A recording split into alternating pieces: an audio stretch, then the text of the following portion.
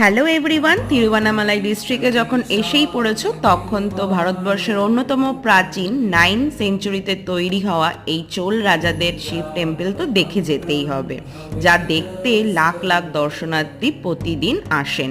আর এই যে পাহাড়টি দেখছো, সেই পাহাড়ের ওপরেই কার্তিক পূর্ণিমাতে জ্বালানো হয় এক বিশাল আগুন।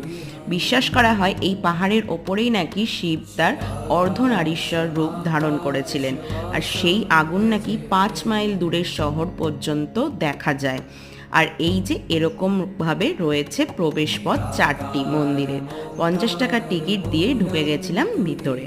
আর ভিতরে রয়েছেন 2টি বড় বড় টেম্পল, একটি মহাদিদেবের আর আরেকটি পার্বতী মাতার। তার সাথে সাথে ছিল আরও কিছু আনুষঙ্গিক দেবদেবীর মূর্তি। আমরা লাইন দিয়ে এভাবেই বেশ কিছুক্ষণের মধ্যেই ভালোভাবে ভগবানের দর্শন করে নিয়েছিলাম। তোমরা কি এর আগে কেউ এখানে এসেছো? না হলে অবশ্যই এসো। চলো, টাটা, বাই।